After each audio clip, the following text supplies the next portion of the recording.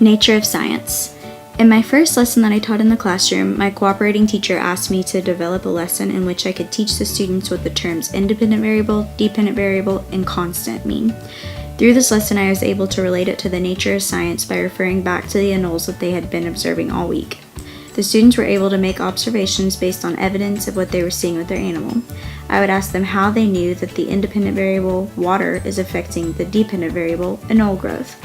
They would say things such as, the anoles would not be alive and they wouldn't be able to grow without it.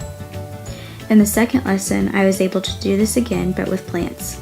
The students were able to observe the plants and back their answers up to any questions they were asked with evidence, as described in the article, A Leg or Three to Stand On.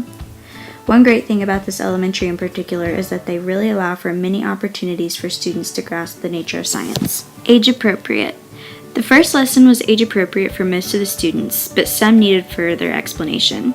Some students had previously been introduced to the variables and others hadn't. By the end of the lesson, though, majority of the students understood the major points.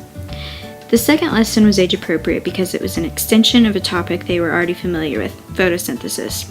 From my understanding, all of the students had background knowledge that I could build off of. It aligned with the NGSS standard 3LS1-1. Develop models to describe that organisms have unique and diverse lifestyles but all have in common birth, growth, reproduction, and death. In both of these lessons, students are moving from the third level of Piaget's 4 stages of development, as mentioned on page 52 of the learning cycle. This stage is concrete, operational, and applies to the first lesson because the kids still had a hard time understanding hypothetical situations, but they could still think logically. In the second lessons, the students were able to experience some disequilibrium and were able to make new predictions on newly learned concepts such as abundance and lack of. Assessment. For the assessment of the first lesson, I chose to use fact number 7, Commit and Toss, from the book Science Formative Assessment by Paige Keeley. This allowed me to assess student knowledge of the topic. Students were read a story aloud and asked to write what the independent variable, the dependent variable, and the constant were. They then threw the paper at me, which they loved. From that point, I could clear up any misconceptions and proceed with the lesson. My summative assessment was when I asked questions about the variables and the constants in the lessons they have previously done. In my second lesson, the probe was how I determined where to go with the students. Many of the students were already familiar with the topic of photosynthesis, so from that point, I chose to explain what happens if there's a lack or an abundance of the basic needs for survival. Throughout the lesson, I asked questions as an informal assessment and was able to conduct a formal assessment at the end when I re-administered the probe.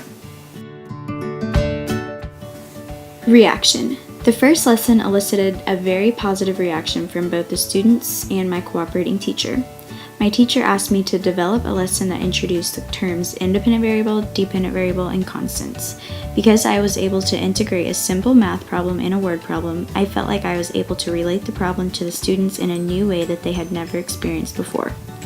At the end of the lesson, my cooperating teacher said she had never seen science done the way that was done, and she would have to see how I came up with that problem.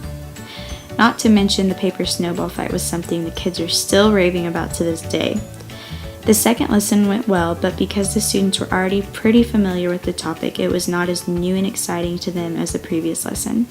They followed along really well and seemed engaged the entire time. The kids, my CT, and I have really enjoyed getting to watch the process of plant growth. Reflection. The 2 science lessons in the field made me feel much more confident with teaching science. The part that I felt the best about was bringing a new approach to teaching science into the classroom. The students are so used to reading straight out of their textbooks and following the directions exactly as the teacher says. With these lessons, I was able to let students discover a few things on their own. That being said, it was sort of a hard transition. I should have prepared for this fact that this isn't exactly the type of science that they're used to. During my 2 lessons, there were parts of things that I had to explain to the children that kind of threw me for a loop. I had a student at one point ask me how plants were so smart even though they don't have brains. When questions like that arose, I had to backtrack a little bit and often readjust the lesson as I went to meet the students' needs. Overall, though, I am so excited to teach science and no longer nervous.